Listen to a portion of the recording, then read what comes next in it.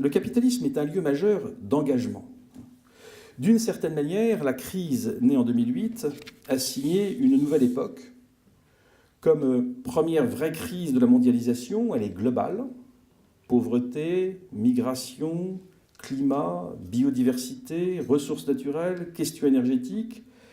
Tout ceci se combine avec la révolution numérique, l'effondrement des idéologies, l'affirmation des identités culturelles, le réveil des intégrismes, la violence terroriste, sur fond de peur et de principes de précaution dans un contexte de déficit de gouvernance internationale. Le capitalisme financier révèle ainsi l'homme dans son rapport à lui-même, dans son rapport à l'autre, dans son rapport au tout autre, et l'argent est ici un marqueur essentiel. Un regard catholique sur le capitalisme, c'est d'abord un regard global, qui essaye d'analyser et de mettre en perspective les fondements anthropologiques et éthiques de la situation. Si catholique signifie universel, ça ne signifie nullement que l'Église catholique aurait réponse à tout, sur tous les registres, mais cela exprime qu'elle s'appuie sur le Christ, qui est pour elle l'alpha et l'oméga, l'origine et le terme de l'histoire, et que ce Christ, ce n'est ni plus ni moins que Dieu fait homme. Or, c'est bien de la personne humaine qu'il s'agit, d'abord et avant tout. L'Église catholique est tout autant au nord qu'au sud, à l'est qu'à l'ouest. Elle transcende les espaces et les frontières, les cultures, au service du bien commun de tous, éclairée par la destination universelle des biens, deux principes clés à l'heure d'une mondialisation éclatante. Catholicisme et capitalisme, la question dont il s'agit est d'abord spirituelle. C'est la question ultime du sens de l'existence. On pourrait dire d'une certaine manière que la situation actuelle que nous connaissons dans notre pays, autour de nous, est d'abord et avant tout une radicale crise de confiance, qui s'explique pour une part par l'adoration débridée d'un veau d'or, l'argent, dans un monde gagné par le sans foi ni loi. Comprenons-le bien, l'argent est un bien. Ce n'est ni le bien, ni le mal.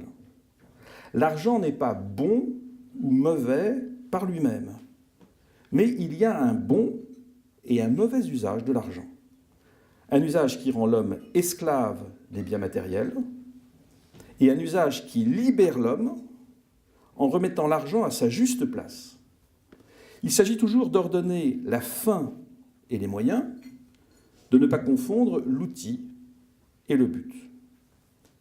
À bien des égards, nous vivons, ou nous venons de vivre, une période d'excès d'argent.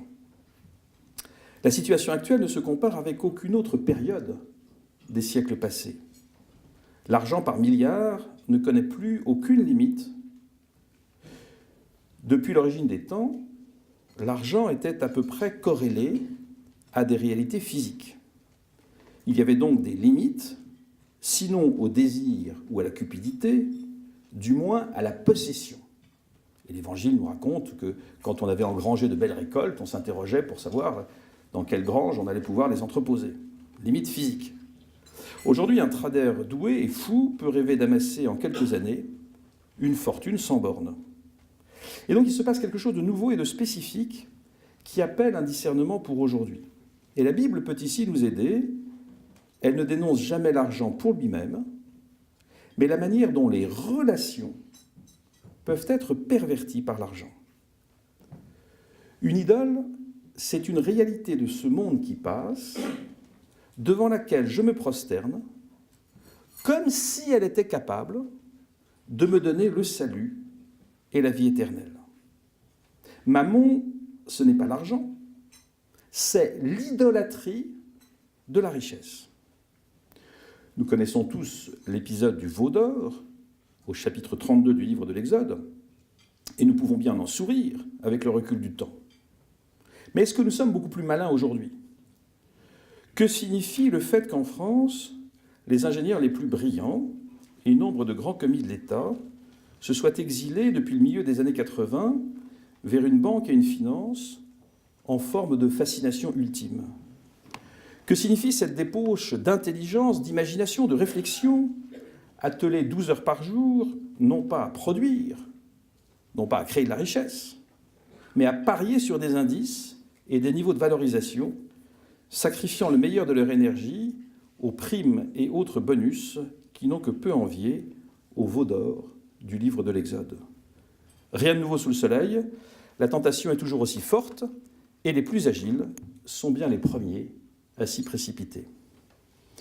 Très vite, lorsque l'argent est mon maître, je transforme les autres en argent. À l'oubli de Dieu succède bien vite l'oubli de l'homme.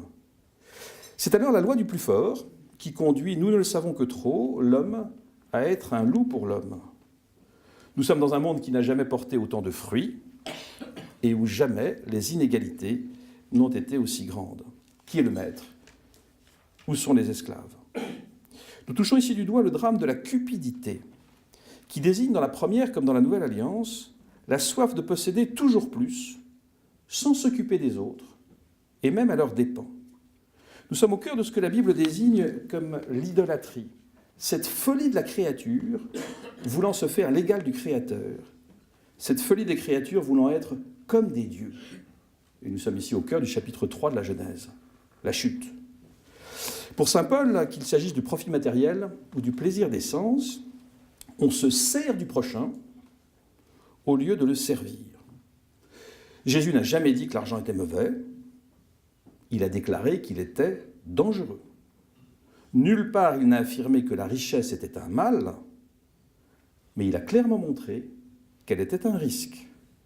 Il ne nous a jamais défendu de nous en servir, nous sommes simplement appelés à ne pas nous y asservir. Lorsque l'argent devient une fin en lui-même, lorsqu'il ne renvoie pas à autre chose qu'à lui-même, s'installe une fascination diabolique. En se choisissant un faux Dieu, on se coupe du seul vrai Dieu. Et l'argent peut en venir à tout diviser, en nous coupant de Dieu, en nous détournant des autres, et même en nous écartelant au-dedans de nous-mêmes. L'argent a toujours fondamentalement un usage de sécurisation. Il s'agit de calmer ma peur, peur de l'avenir, peur de la solitude, peur de la mort. L'avoir est un palliatif au manque d'être. L'avoir n'est pas mauvais, mais il ne faut pas qu'il empêche la croissance de mon être. Il s'agit de réaliser que, comme toute réalité humaine, il me faudra l'abandonner un jour, puisque toute vie, inéluctablement, va de dépossession en dépossession. Nous le savons, les linceuls n'ont pas de poche, et on n'a jamais vu un coffre-fort suivre un cercueil. Un recul historique permet de réaliser à quel point la situation actuelle a des racines profondes. Monsieur le Président, vous avez évoqué tout à l'heure l'encyclique du pape Pie XI en 1931, Quadragesimo Anno, qui analyse la crise de 29. Ces propos me paraissent tellement actuels et percutants que je me permets de faire cette longue citation du paragraphe 117. Analyse de la crise de 29 en 1931. Ce sont là les dernières conséquences de l'esprit individualiste dans la vie économique. La libre concurrence s'est détruite elle-même. À la liberté du marché a succédé une dictature économique. L'appétit du gain a fait place à une ambition effrénée de dominer. Toute la vie économique est devenue horriblement dure, implacable, cruelle. À tout ceci viennent s'ajouter les graves dommages qui résultent d'une fâcheuse confusion entre les fonctions et devoirs d'ordre politique et ceux d'ordre économique, tels, pour n'en citer qu'un d'une extrême importance, la déchéance du pouvoir. Lui qui devrait gouverner de haut comme souverain et suprême arbitre, en toute impartialité et dans le seul intérêt du bien commun et de la justice, il est tombé au rang d'esclave et devenu le docile instrument de toutes les passions et de toutes les ambitions de l'intérêt. Dans l'ordre des relations internationales, de la même source sortent deux courants divers. C'est d'une part le nationalisme ou même l'impérialisme économique, de l'autre, non moins funeste et détestable, l'internationalisme ou impérialisme international de l'argent, par lequel là où elle avantage, là est la patrie. Que la crise de 29 ait pour une part conduit à la Deuxième Guerre mondiale ne peut qu'alimenter nos réflexions. La crise actuelle du capitalisme est d'abord avant tout une crise de confiance, une crise de foi, et je voudrais maintenant reprendre tout ceci à partir de ce que nous appelons les 3 vertus théologales, la foi, l'espérance et la charité, c'est-à-dire ce qu'est Dieu en lui-même.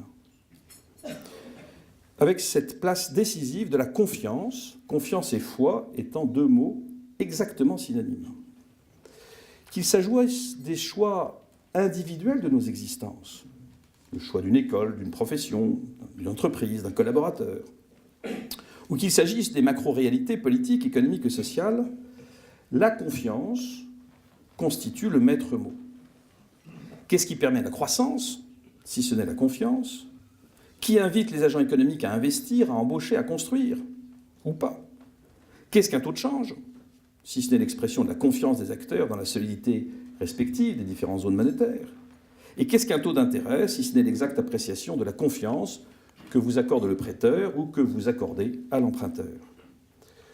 Cette confiance, elle a été redoutablement mise à mal depuis l'historique 15 août 1971 et la suspension de la convertibilité or du dollar américain. Et puis ça a été les années Thatcher, Reagan, Maastricht, et l'idée que face à la complexité croissante du monde, il convenait de laisser faire le marché et de s'en remettre à la main invisible qui d'elle-même conduirait sur les sentiers les plus heureux à la croissance la plus bénéfique. Moins d'État, moins de régulation, moins de freins, moins de contrôle et plus de bonheur partagé. Tout ceci file à si bon train qu'en 2006-2007, certains esprits s'interrogeaient sur l'existence même et les finalités du Fonds monétaire international. La crise actuelle est bien d'abord et avant tout une crise de confiance assise sur un sentiment de tromperie. Tromperie du modèle capitaliste social-démocrate, de confort à crédit, que la France n'ait pas eu un seul budget en équilibre depuis Raymond Barre laisse pantois, que nombre de mesures sociales aient été prises sans jamais avoir eu d'autres sources de financement que l'emprunt laisse songeur, que 30 ans de démission, d'abandon et de mensonges politiques nous aient conduit à de telles montagnes de dettes, sans que le peuple à qui la souveraineté appartient n'ait droit à autre chose que des propos électoraux, voilà qui nourrit douloureusement les populismes de tous bords.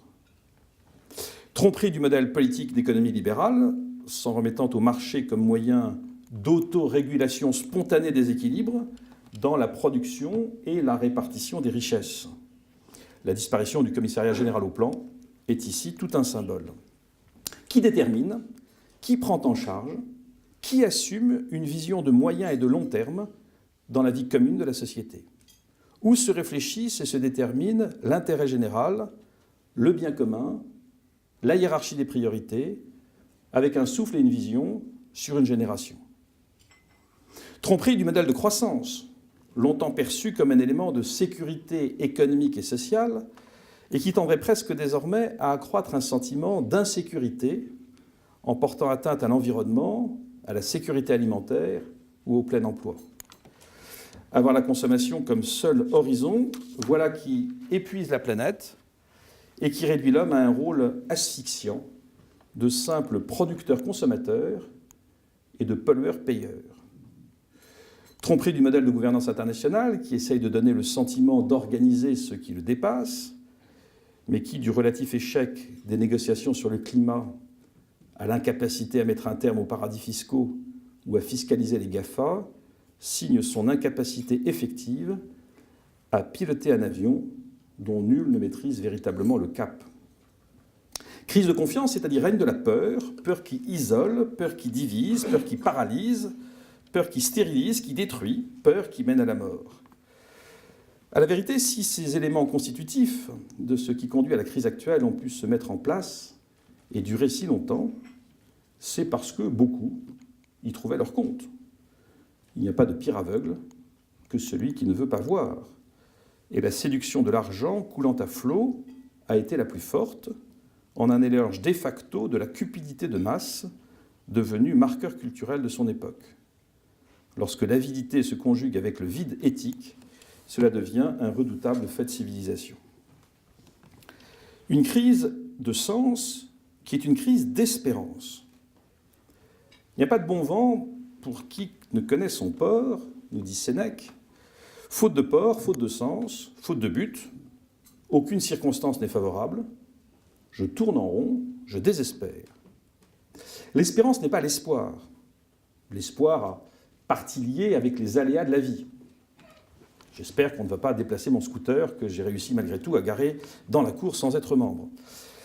L'espérance a partie liée avec le sens de la vie, ce qui lui donne sa finalité, son poids, sa densité, sa saveur, ce qui me mobilise, ce qui me déploie du meilleur de moi-même pour accomplir ma vocation, pour accomplir ce pourquoi je suis fait, ce qui donne à ma vie sa pleine valeur d'éternité.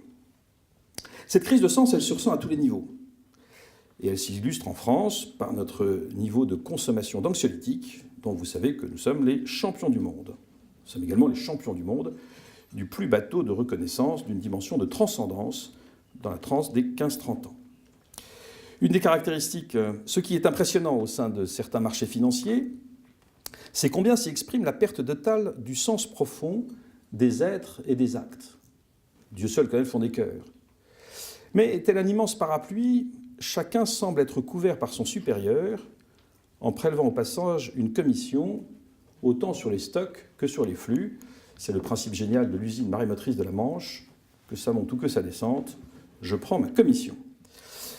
Une des caractéristiques de notre époque, et de son extrême technicité, vient de l'absence, chez beaucoup, d'une compréhension holistique, c'est-à-dire pleine et globale des situations. Pour que l'espérance se déploie, il faut qu'un sens l'habite. Une des caractéristiques fortes des marchés, c'est leur grande volatilité.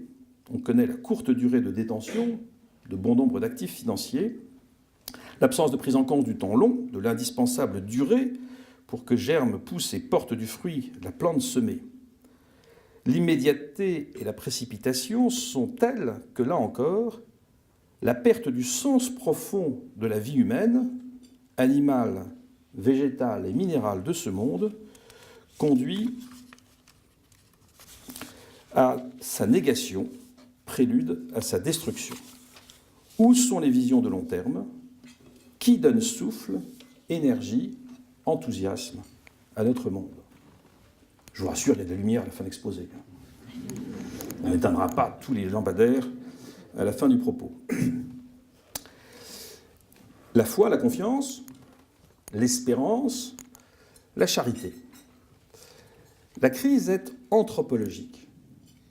Il s'agit d'une forme de chaos moral, d'une fascination des richesses au mépris de toute prudence et de toute solidarité. Jamais l'interdépendance entre les hommes n'a été si forte dans les faits et si faible dans les fondements.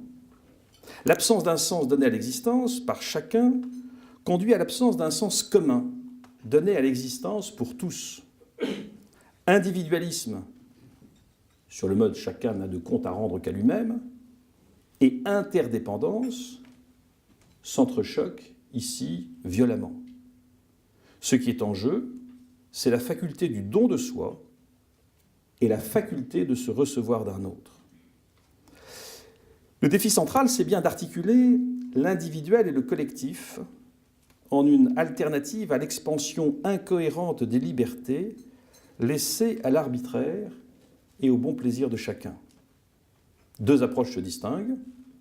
L'une considère la société comme une juxtaposition d'individus poursuivant leurs intérêts personnels, et l'autre, que nous qualifierions d'anthropologie chrétienne, considère l'homme comme étant fondamentalement un être de relation. Il est fait pour aimer et pour être aimé, pour parler et pour écouter, pour donner et pour recevoir, et cela passe d'abord et avant tout par la confiance.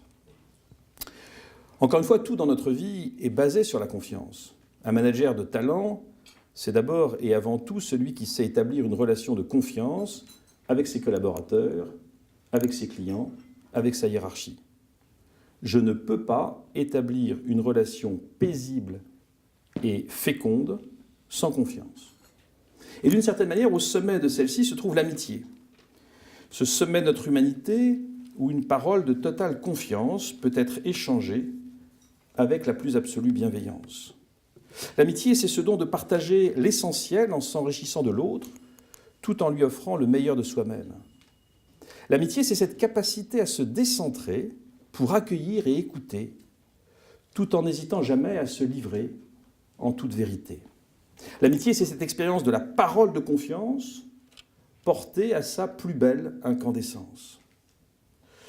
Nous sommes ici au cœur d'une approche globale de l'homme, du respect et de la dignité due à tout homme, à tous les hommes, guidant les grands principes de la doctrine sociale de l'Église, que sont le bien commun, la subsidiarité, la solidarité, la destination universelle des biens de la terre. À côté du bien individuel, il y a un bien lié à la société, le bien commun. C'est le bien du nous tous, constitué d'individus, de familles et de groupes intermédiaires qui forment une communauté sociale. Autrement dit, le bien commun n'est pas la somme des intérêts individuels, et à l'heure de la mondialisation, le bien commun englobe toute l'humanité. Et c'est cette prise de conscience de notre génération du fait que la planète n'est pas un objet, mais un sujet. Le libéralisme de marché voudrait s'imaginer que le bien-être social serait le résultat quasi automatique de la conjonction des intérêts individuels, niant la distance maintenue par toutes les traditions entre les envies individuelles et le bien commun. Il s'agit de trouver dans le souci de l'autre la mesure de ma liberté personnelle. Ultimement, ce n'est pas le marché qui est en cause, mais l'homme, sa conscience morale et sa responsabilité personnelle et sociale. Trouver du sens, de la confiance, de l'espérance dans une dynamique de charité-gratuité. Il ne s'agit pas de condamner ni le capitalisme, ni l'argent, ni le marché, ni la finance, ni aucun des outils que l'homme s'est forgé pour son développement. Il s'agit d'éclairer le cœur et l'esprit de ceux qui les manient. L'être humain est fait pour le don. C'est le don qui exprime et réalise sa dimension de transcendance. L'homme moderne est parfois convaincu à tort d'être le seul auteur de lui-même, de sa vie et de la société. Or, la simple lucidité commande de réaliser que je ne me suis pas donné à moi-même la vie, ni le sens ultime de ma vie, alors même que ma tentation constante est celle de la toute-puissance qui me fait vouloir être maître et de ma vie et de son sens. La gratuité, c'est l'autre nom de la grâce, ce qui est pur don, ce qui a tellement de valeur que cela n'a pas de prix. Qu'as-tu que tu n'aies reçu ? Vous avez reçu gratuitement, donné gratuitement. Pour un chrétien, en tant qu'homme, nous sommes d'abord et avant tout bénéficiaires du don de Dieu. Et nous ne pouvons prétendre accueillir ce don en vérité que si nous rentrons nous aussi dans une logique de don avec nos frères. Pour un chrétien, l'essentiel ne s'achète pas, il se reçoit, et il s'agit en toute chose de passer du mérite à la grâce. Le développement intégral est une question spirituelle qui est suspendue à la conversion des cœurs.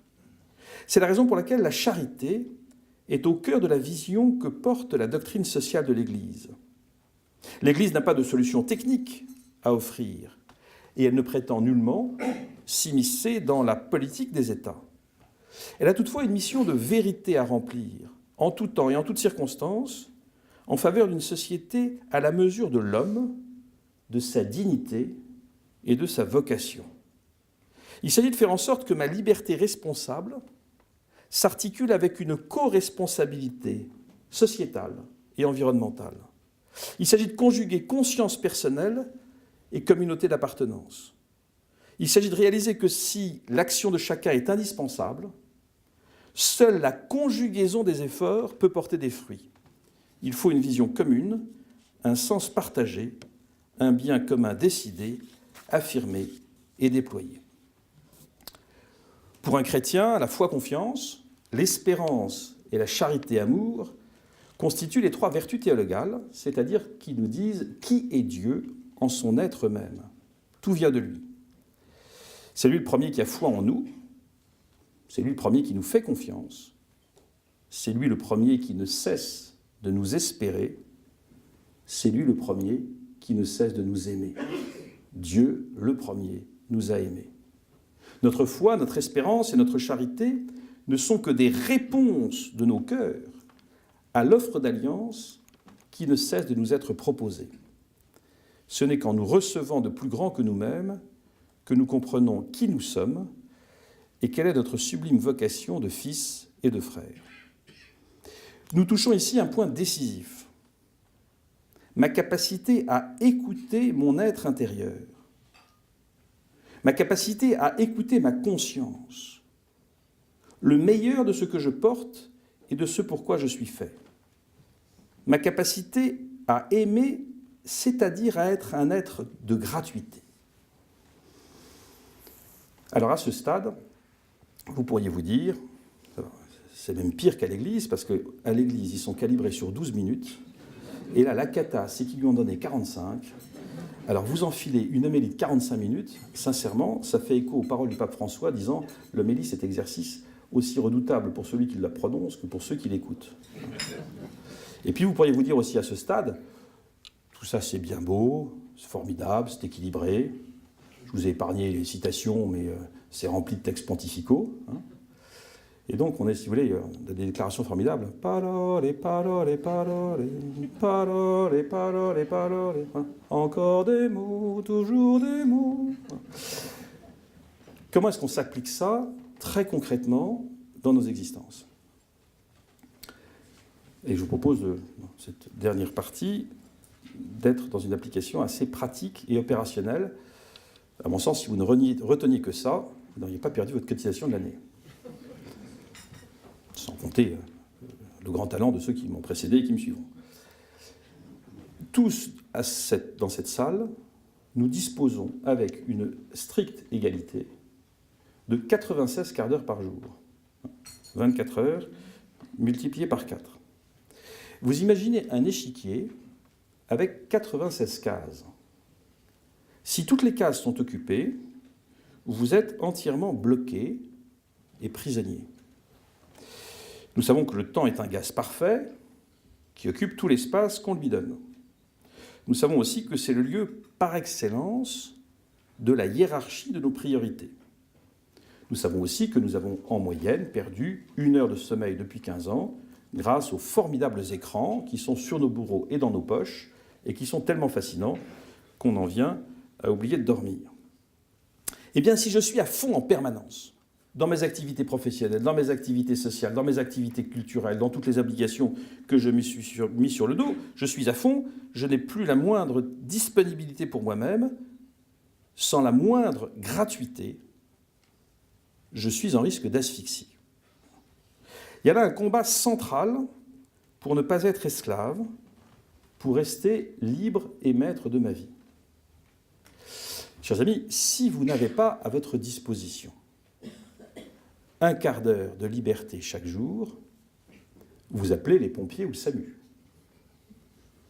Vous êtes en détresse vitale. Il suffit que vous retiriez une case de votre échiquier, un pion de votre échiquier, pour que tout d'un coup vous puissiez faire bouger les 95 autres pièces, que vous retrouviez une latitude, du souffle, une capacité à articuler, que vous remettiez la main véritablement sur votre existence. Cette case, c'est celle de la gratuité fondamentale de la vie, de ma vie. Tout ce qui nous est le plus essentiel, la vie qui est la nôtre, la vie de ceux qui nous entourent, l'air que nous respirons et l'eau que nous buvons, tout ceci nous est offert en pure gratuité. Ce que nous appelons la prière, que nous pouvons aussi appeler méditation ou examen de conscience, c'est du temps offert, c'est du temps gratuit, c'est du temps perdu, c'est du temps non facturable. Vous voyez le problème ? C'est du temps pour aller à l'essentiel de ce que je suis et de ce que je porte, pour aller à l'essentiel du sens et de l'accomplissement avec confiance et humilité. Le plus beau cadeau que vous puissiez vous faire, sans aucun doute, c'est de prendre quelques minutes d'examen de conscience au quotidien pour relire votre vie, relire votre journée, à la lumière des aspirations les plus fondamentales, au bien, au vrai, au beau, au juste, à la vérité, à la fécondité, à la générosité, que chacun d'entre nous, nous portons à l'intime de notre être. Être avec humilité, en confiance avec soi-même, pour écouter l'hôte intérieur, celui qui est plus intime à moi-même que moi-même, celui qui m'habite et qui me fonde, celui qui m'appelle et qui m'attire, celui qui m'invite à me décentrer pour entrer dans ma pleine humanité.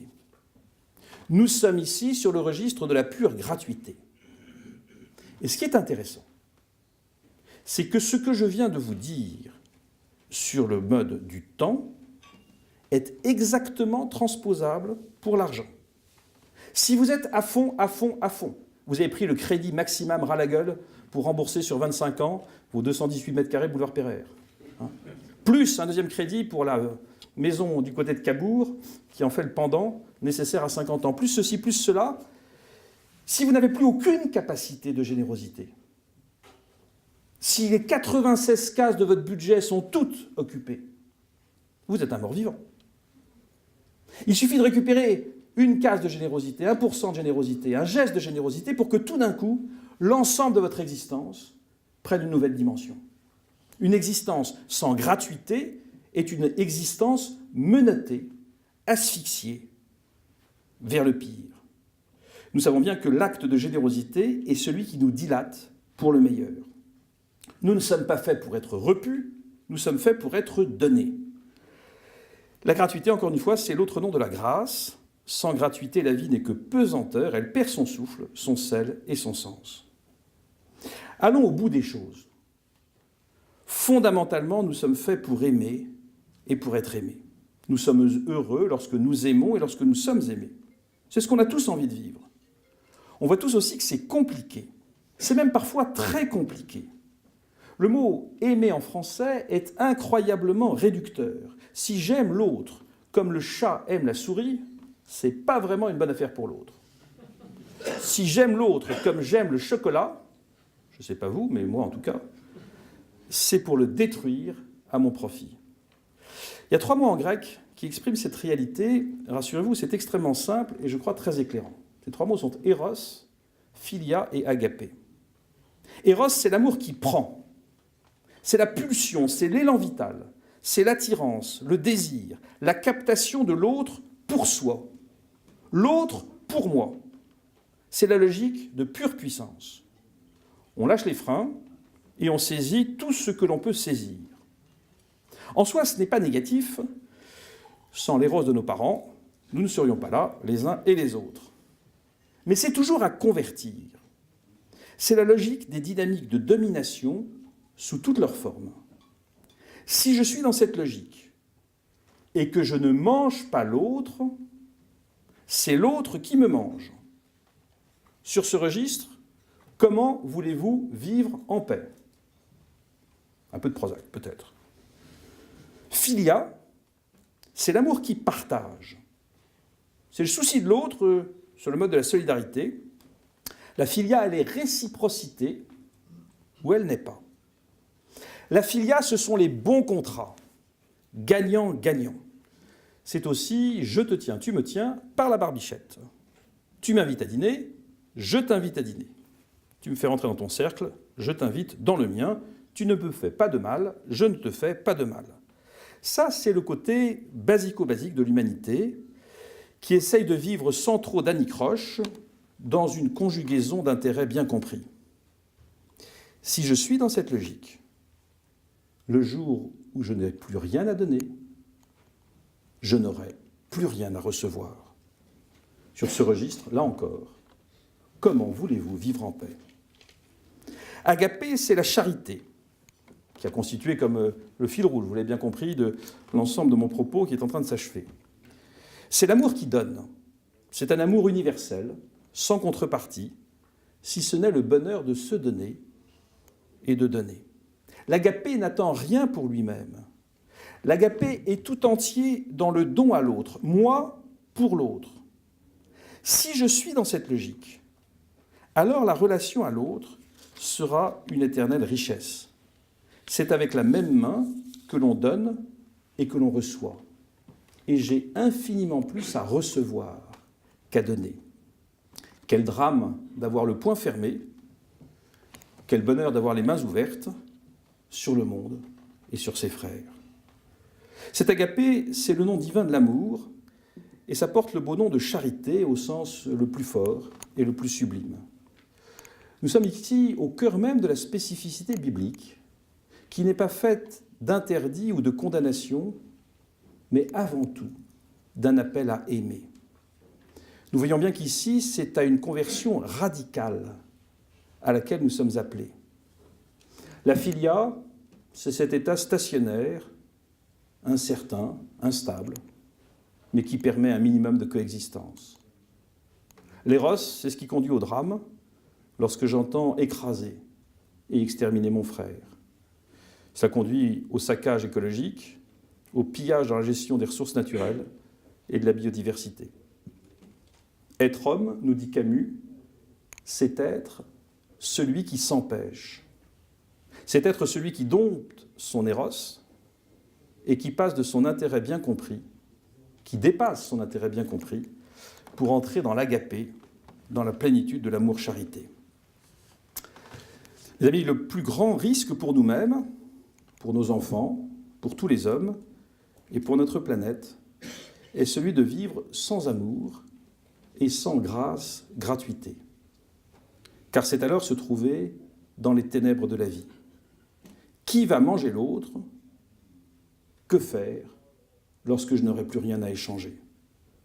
Le plus grand risque est celui de ne compter que sur nous-mêmes, de laisser place à notre orgueil, à notre pur ego, à notre volonté de puissance et de domination, comme si nous nous étions donné à nous-mêmes notre vie, comme si nous étions à nous-mêmes les maîtres du sens de notre vie. Le propre du capitalisme, c'est de prendre des risques.